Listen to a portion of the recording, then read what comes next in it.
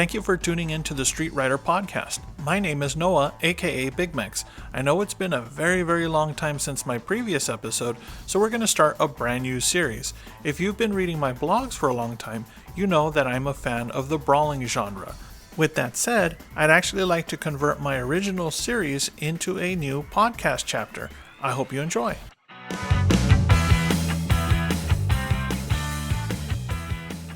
Over the next few episodes, I'm going to be looking at one of my all-time favorite genres, the brawler. This was originally a series that I ran on 1UP many years ago, but I decided to revisit it and update a few entries.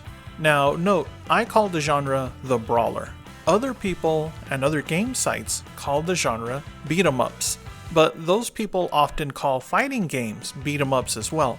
I would contend that the fighting game and the brawler are actually two completely different genres. A fighting game is traditionally a 1 versus 1 game, whether it's two martial arts masters or a robot versus a demon or two dinosaurs going head to head. There's always one player versus another, sometimes a PC opponent instead. That is, by my definition, a fighting game. There are usually a few things that most fighting games have in common. There's a scoring system, a way to track health, and often a time clock or ring out rule as well. Again, the fight is usually one-on-one. There is the rare exception where the original Fatal Fury actually allowed 2 versus 1 battles, and it would still be considered a fighting game. For the most part, however, a fighting game is 1 versus 1. A brawling game, on the other hand, is 1 or more versus many. The brawling game usually revolves around unarmed combat. In some cases, a character may pick up a bat, knife, or gun along the way, but a weapon usually does not last after a few uses. The difference between a brawler and an action game, such as the Capcom arcade classic, Black Tiger, or Strider, is that a brawling game allows 2 or more people to fight against waves of opponents. In at least one arcade game, there was even a chance for 6 teammates to fight against the bad guys, or a single bad guy. This game would be considered a brawler. There are other genres that are cousins of the brawler, such as the run and gun, also sometimes called the action shooter, where it features characters that fought with guns and modern weapons instead of their bare hands. Also, the hack and slash. The hack and slash game is a brawler featuring classic swords and melee weapons instead of bare hands. In terms of popularity, the brawler had a quick climb to the top. In fact, of all the games I'll be talking about, the majority happened within a few years, between 1990 and about 1993. Then they all slowly faded away. The brawler was eclipsed by the rise of the fighting game. The genre never completely faded away, but instead it slowly evolved. It would find waves of popularity in countries with developing PC markets such as Korea and China. The core mechanics of the brawler would even become adapted into other genres. I will highlight many games and try to point out some things that made each of these titles unique.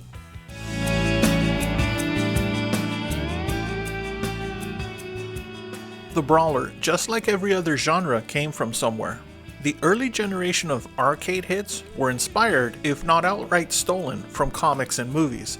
These games would then become adapted to the home consoles as a sort of faded copy of a familiar idea. Star Wars, Star Trek, various anime shows, manga, and comic books all had a hand in shaping the history of game designs. The developers of the first batch of action titles often looked at action movies for inspiration. There was a lot of crossover to influences for the early action games, fighting games, and brawlers. The action movie star was often a kung fu expert. After all, if you're going to have a story where one person could take out an army of opponents, then they better know how to fight. There was no bigger star on the planet than Bruce Lee. At least this was the case back in the 70s. And Bruce Lee, he's the man with the fists of fury. Karate and Kung Fu. The new screen excitement you've been waiting for. The young developers in Japan and the United States would have been greatly influenced by the man and his movies while growing up. When they started working on the first wave of action arcade games, almost a decade later, then there was usually one person they all looked to. It didn't matter how the artist colored or animated the early sprite heroes, there was something very familiar about the way he appeared. The presence of Bruce Lee actually worked in favor of those early games. We had an actor and a martial artist that dressed in very clean and easy to read costumes in his films. The shirtless hero with dark pants would pop up on various character designs. When the early arcade and console systems had limited memory to work with, then a simple two-color costume was a perfect design. Of course, Lee's signature yellow jumpsuit with a black stripe from his film The Game of Death would become iconic as well. The costumes that Lee wore, his haircut, stance, and moves would influence character designs for the next few generations. From some of the earliest 2D fighting game characters to some of the first 3D fighting game characters, even the Flash-based fighting games and hybrid 2.5D fighters all had a Bruce Lee clone. Some of these were subtle nods to the actor, but the majority stole his likeness. Lee moved with a quickness that had never been seen before. He punched and kicked so fast that it was a blur on screen. These would be elements that would become adapted in the early brawlers. Resources were very limited on the arcade machines at the time, especially memory. Perhaps a character had 2 frames of animation between a punch and kick. This would have seemed impossible on a bulky character, but a skinny character like Lee actually did strike that fast. Even the trademark yell of Lee, his facial quirks and mannerisms would be reproduced on many characters in fighting games and brawlers.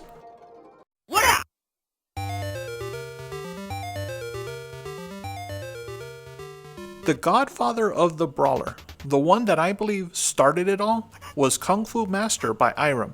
It was released in 1984, a pivotal year for arcade games. The title was a subtle nod to Lee's final film, The Game of Death. Players had to climb a tower filled with various fighters, and it got progressively more difficult the higher you went. The main character, Thomas, was searching for his girlfriend, Sylvia. Of course, the names were changed from the original title, Spartan X.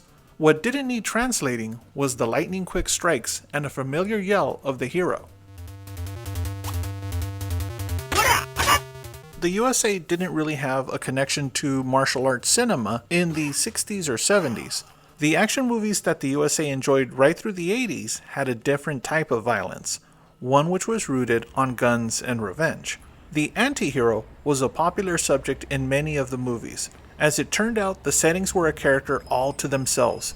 The fictional version of New York in the John Carpenter film Escape from New York lit the imagination of the Japanese studios. Cities in Western-themed games had to be big, dirty, and overcrowded. The walls had to be covered in graffiti, and colorful gangs patrolled every corner. Japanese studios began creating impressions of these cities based on cult films like Death Wish and Streets of Fire for the earliest and often most successful brawling franchises. Double Dragon and Final Fight were 2 of the biggest sellers, and they introduced audiences to a modern Western metropolis overrun with gangs. The setup for most of the games was simple. A person of interest was usually kidnapped, often a girlfriend, a fiancé, or at least in one case it was the President of the United States.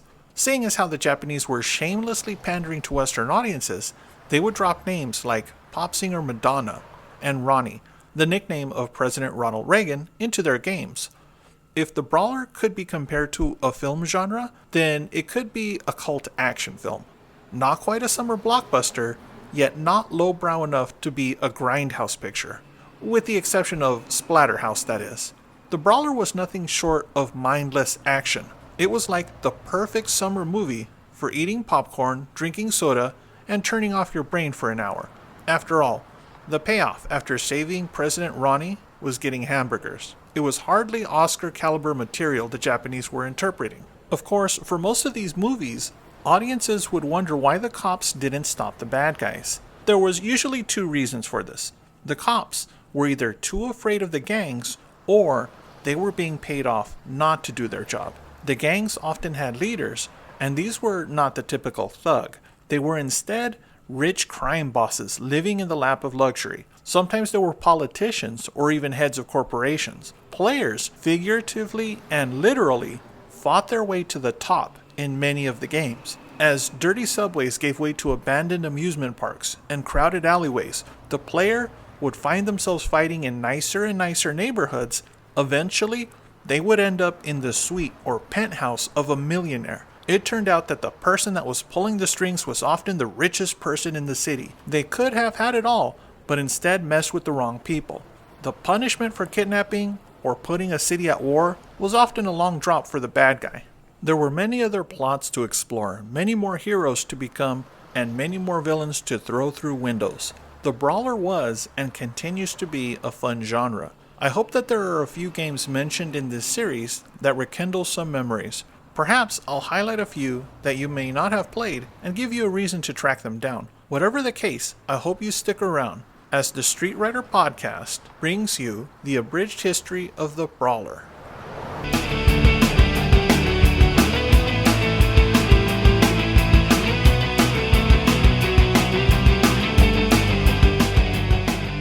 The brawling genre, also known as the beat-em-up among arcade aficionados, has been a part of gaming history for going on 40 years. Players can identify the genre thanks to some trademark elements. The games traditionally consist of one or more players taking on waves of opponents, using mostly punches and kicks. Players can usually pick up health and weapons along the way. At some point, a boss or sub-boss appears to fight the players. The game basically repeats this formula until the end, or until the player runs out of continues. Some of the most enjoyable gaming experiences are connected to long-running titles, many of which are saturated with murder, violence, tragedy, and revenge. The genre remains popular despite the sometimes graphic content, because the titles are among the easiest to get into, play, and enjoy. The mechanics of a great brawling experience are rooted in very simple gameplay elements. The joystick and 2 buttons are usually all that is required to begin playing, navigating, and interacting with any number of virtual worlds. A player that has mastered one good brawler has probably experienced the best elements of all of them. The key to success for most in the genre has been accessibility. The fantastic premises, over-the-top characters, and simple control schemes could make players feel like they were literally taking on the world. The repetitive nature of the combat system and sheer number of opponents made gamers believe that they were advancing through a rich narrative, even though the gameplay remained the same from beginning to end. These lessons would be applied to other genres and help shape the gaming industry. However, before we talk about what became of the brawler, we have to go back to the beginning. Where did the brawler come from?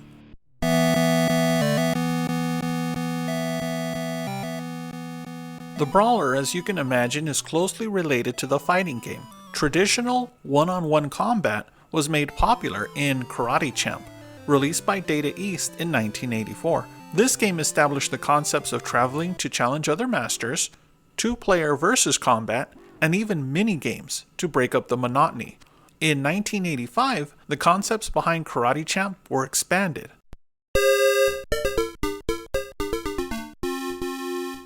New narratives, fighting mechanics, and character designs were explored in Yi-Ar Kung Fu. Released by Konami, this new game had more in tune with modern fighting games. It featured a colorful cast of masters in different styles of Kung Fu instead of the singular karate style from Data East. Most of the rivals had fantastic abilities, such as being able to fly through the air. These characters were inspired by archetypes featured in Kung Fu cinema and based on legendary heroes from the past. Some of the masters in Yi-Ar used weapons against the players, adding a bit of a challenge and forcing the player to adapt to those styles of combat. The addition of digitized voices spouting one-word statements helped add dimension to the game. Both Karate Champ and Yi-Ar Kung Fu predated the original Street Fighter by years. They made player versus computer combat possible and, more important, entertaining. They helped lay the foundation for brawling games. However, they were not the biggest influence on the creation of the genre. If you were to poll a gamer old enough to remember the golden age of the arcade, what the first brawler was, there would be an almost unanimous title. Double Dragon, developed by Technos and under license from Taito, was released in 1987. This game heralded the introduction of a genre that would explode in popularity and then fade quickly as the arcade and home console markets transitioned through the late 80s and early 90s. The game was unlike anything that arcade visitors had ever seen before. It began with a scene of a girl getting punched in the gut and kidnapped by a gang of pseudo-futuristic thugs. The intro was shocking to most gamers. It gave young audiences a dose of sex on top of violence, as the pixelated panties of the damsel were clearly visible as she was thrown over the shoulders of a gang member. Right after the kidnapping, the main characters, Billy and Jimmy Lee, appeared from a garage to chase down the attackers. The rest of the game was a textbook example of brawling design. Rival characters fought with certain techniques. The larger characters had greater range and could often do more damage to players, so they had to be kept at bay. Smaller characters could be rushed by players. Players could even battle female gang members. It was the first equal opportunity brawler. The control was simple. There were only 3 buttons: jump, punch, and kick. Players could move in any direction on the screen, but their characters would always face either right or left. The same rules applied for opponents. This allowed the player to focus on attacks on a 2D plane and not worry about directional attacks from below or above the character.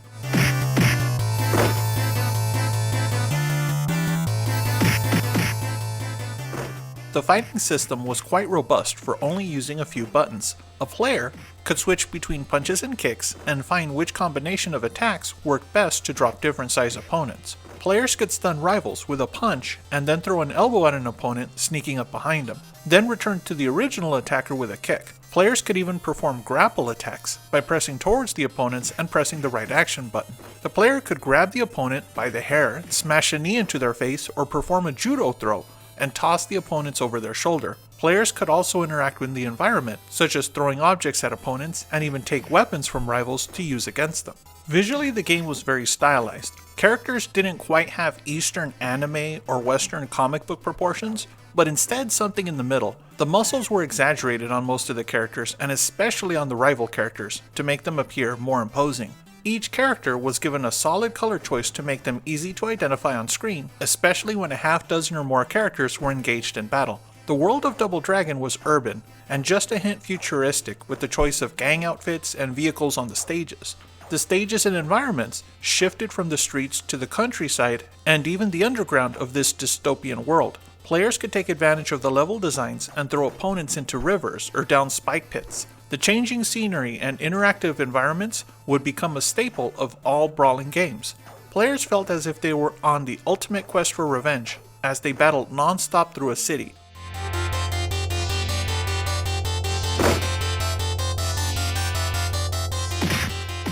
For young audiences, especially boys, the experience could be exhilarating.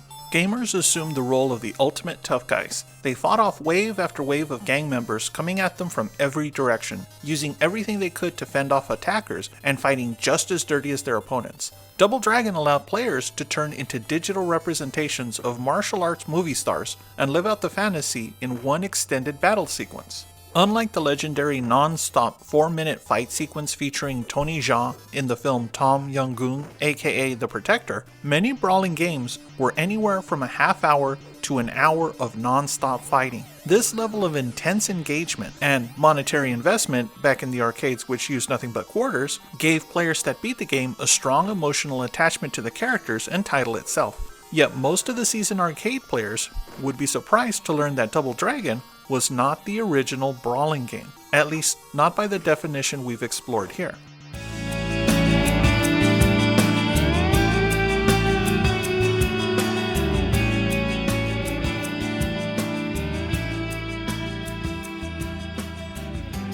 This series will go over some of the most important, some of the worst, and some of the most unique brawling games released over the past 3 decades. The series is in no way meant to be comprehensive or even cover all the subgenres associated with the brawler. Additionally, this series deals mostly with the original titles, and I will rarely bring up the sequels. The podcast will go chronologically through the years, so if I fail to bring up a title, please be patient. Chances are, I'll mention a few fan favorite games through the course of the series. In the next episode, I'll talk about the brawling game that predated Double Dragon and got a generation started on beat-em-ups. I hope to see you back for that. As always, if you enjoyed this podcast and would like to sponsor me, please visit my Patreon page. I'm at Street Writer, and consider donating each month. It'll help me do research, it'll help me back up my computer, which is really old and dying, and of course it'll help me record podcasts. Have a great day, and I'll see you on the next episode.